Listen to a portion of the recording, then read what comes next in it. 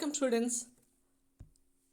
TS ఈ pass దీని గురించి ఇప్పటి వరకు చాలామంది స్టూడెంట్స్కి తెలుసు. 2024లో న్యూగా అడ్మిట్ అయిన students ECET, ICET, LAWCET, POLYCET, EAMCET, MPC, BiPC students అందరికీ మేబీ తెలియకపోవచ్చు.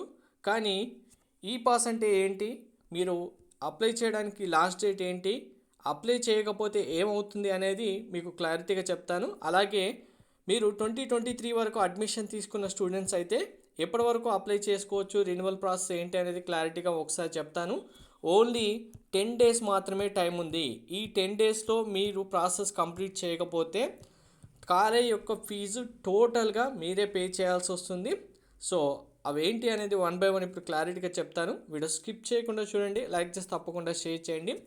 ఫస్ట్ థింగ్, మీరు ఆల్రెడీ 2023 వరకు కాలేజీలో జాయిన్ అయ్యే స్టూడెంట్స్ అయితే ఆల్రెడీ అప్లై చేసి ఉంటారు ఈ పాస్. మీరు మళ్ళీ ఇప్పుడు రెన్యువల్ అయితే చేయాలి. రెన్యువల్ చేయడంలో లేట్ అయినా, మీ రెన్యువల్ రిజెక్ట్ అయినా ఆర్ మీరు అప్లై చేయకపోయినా కంపల్సరీగా ఫీ రింబర్స్మెంట్ రాదు, మీరే ఫీ పే చేయాల్సి ఉంటుంది. ఇక్కడ చాలామంది స్టూడెంట్స్ కన్ఫ్యూజ్ అవుతున్న విషయం ఏంటంటే, మీరు 2024లో అడ్మిట్ అయిన స్టూడెంట్, ఇక్కడ అలాట్మెంట్ లెటర్లో మీకు డైరెక్ట్గా ఫీ రింబర్స్మెంట్ వచ్చేసింది. అంటే ఇక్కడ ప్రాసెస్ ఎలా ఉంటుందంటే, ఫస్ట్ మీరు స్టూడెంట్, కాలేజీలో సీట్ వచ్చింది, ఈ కాలేజీకి గవర్నమెంట్ ఫీ పే చేయాలి. ఫీ రింబర్స్మెంట్ మీకు ఎలిజిబిలిటీ వచ్చింది కాబట్టి అది మీ 35కి ఫీ రింబర్స్మెంటా, ఫుల్ ఫీ రింబర్స్మెంటా అనేది మీ అలాట్మెంట్ లెటర్లో మీకు వచ్చింది. అంటే జీరో ఫీజు ఉన్న వాళ్ళు ఏ ఫీ పే చేయకుండా జాయిన్ అయ్యారు, 35K రింబర్స్మెంట్ ఉంటే మిగిలిన ఫీ అమౌంట్ పే చేశారు. బైపీసీ స్టూడెంట్స్కి అయితే ఇంకా వేరు వేరు అమౌంట్స్ కూడా ఉంటాయి, 31,000, 61,000 ఇలా వేరే అమౌంట్స్ కూడా ఉంటాయి. ఇక్కడ చాలామంది ఏంటి, మీరు కాలేజీలో సీట్ వచ్చింది కాబట్టి ఫీ రింబర్స్మెంట్ ఎలిజిబిలిటీ ఉంది కదా, ఇంకా నేను ఏమీ చేయనవసరం లేదు అనుకుంటున్నారు. ఇదే బ్లండర్ మిస్టేక్. మీరు గవర్నమెంట్ మీకు ఫీ రింబర్స్మెంట్ ఎలిజిబిలిటీ ఇచ్చింది, ఇది ఎలిజిబిలిటీ మాత్రమే. ఎలిజిబిలిటీ ద్వారా మీరు ఫీ పే చేయకుండా కాలేజీలో జాయిన్ అయిపోండి అని చెప్పింది. ఇప్పుడు గవర్నమెంట్ రివర్స్లో కాలేజీకి మీ తరపున ఫీ పే చేయాలి.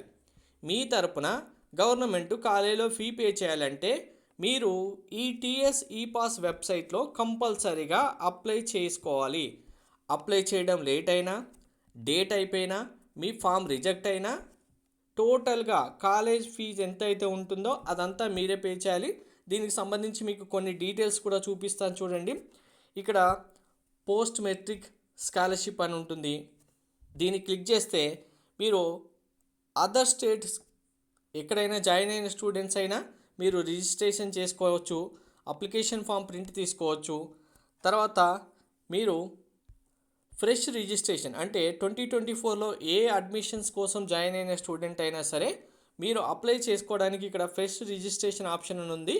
దీంట్లో మీరు అప్లై చేసుకోవాల్సి ఉంటుంది. అప్లై చేసిన తర్వాత కూడా మీ అప్లికేషన్ ఫామ్ సబ్మిట్ కాకపోయినా, ఈ అప్లికేషన్ ఫామ్ ప్రింట్ తీసుకొని మీరు కాలేజీలో సబ్మిట్ చేయకపోయినా, కాలేజీలో కంపల్సరీ ఈ అప్లికేషన్ ప్రింట్ తీసుకున్నది ఇవ్వాలి.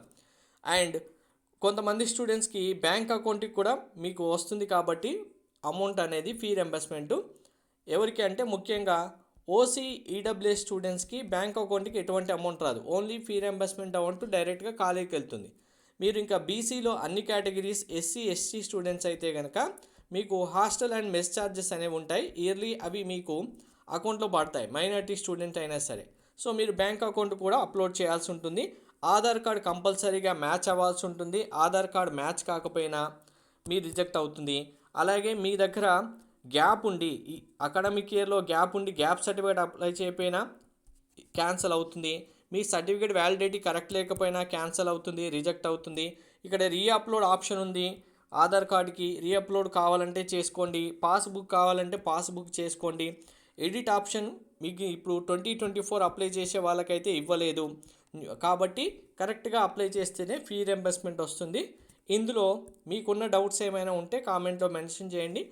టుమారో ఆ డే ఆఫ్టర్ టుమారో ఎక్కువ మంది స్టూడెంట్స్కి డౌట్స్ ఉంటే కనుక ఆ కామెంట్స్ అన్నీ తీసుకొని ఒక వీడియోలో క్లియర్గా అప్లై చేస్తాను. ఇప్పటి వరకు అందరు స్టూడెంట్స్ టీఎస్ ఈ పాస్లో మీ అప్లికేషన్ ఫామ్ సబ్మిట్ చేశారా లేదా అనేది కామెంట్లో కంపల్సరీగా మెన్షన్ చేయండి. Thank you.